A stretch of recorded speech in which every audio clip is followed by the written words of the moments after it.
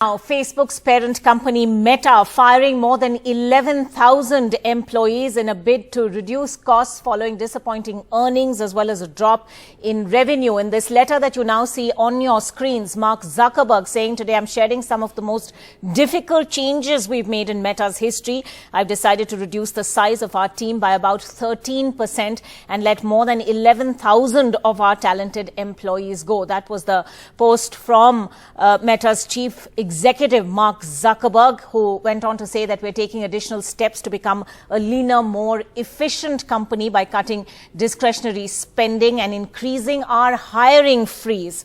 And Mark Zuckerberg goes on to say that he takes accountability for the decisions and for bringing Meta to this point and accelerating growth at a time when revenues were being generated at an enormous rate, particularly during the pandemic years. That letter goes on to say there was an expectation that those revenue earnings would continue, and that didn't happen.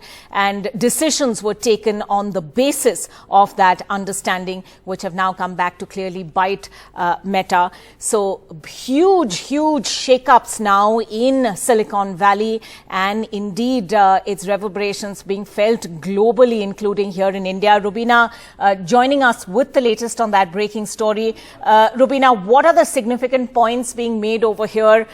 Clearly, having already seen what's happened at Twitter, Facebook perhaps had a little more time to kind of get its PR act together, or at least its communication strategy together, because this is a very detailed note that we are seeing now from Mark Zuckerberg, which lays out all the sort of the corporate strategy on all of this, what is now going to happen to employees who've been laid off. So take us through some of those big points that we're now learning.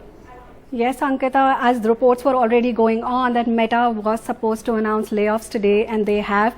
Mark Zuckerberg has taken to its blog post where it has announced that Meta, the parent company, and Facebook and Instagram confirms its plans for March layoffs. He said that today I'm sharing some of the most difficult changes they've made in Meta's history. He said that he's decided to reduce the size of the team by about 13%, which is about more than 11,000 of their talented employees. We are also taking a number of additional steps to become a leaner and more efficient company by cutting discretionary spending and extending hiring freeze through Q1.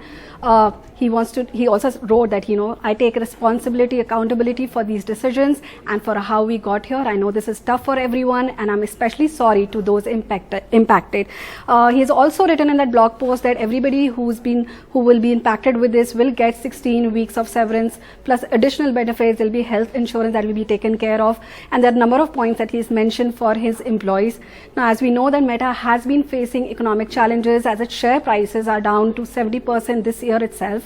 Last month, the quarterly forecast wiped off an additional $80 billion in value, making it $500 billion in Meta's value so far. Now, Mark Zuckerberg has patented already a grim outlook of the forecast. He expects a long-term horizon for, the company's investments in Metaverse to pay dividends. Meta joins the list of tech companies that are laying off the employees. Last week, Twitter fired over 50% of its workforce and over 90% employees in India. Microsoft too is expected to cut staff. Apple too has placed a hiring freeze expected to last most of 2023 as economic conditions have grown more challenging in the Silicon Valley. Right. Rubina, a lot of that, of course, is background, but, let's reflect a little more on the letter or the blog post that Mark Zuckerberg has now put out. He talks about how did we get here. At the start of COVID, he writes, the world rapidly moved online and the surge of e-commerce led to outsized revenue growth. Many people predicted this would be a permanent acceleration that would continue even after the pandemic ended. I did too, and I made the decision to significantly increase our investments. Unfortunately, this did not play out the way I expected. Not only has online commerce returned to prior trends, but the macroeconomic downturn, increased competition, and ad signal loss have caused our revenue to be much lower than I expected. I got this wrong, and I take responsibility for that. So a very complete sort of summing up of exactly what went wrong for Meta over, post that pandemic bubble, if we can call it that.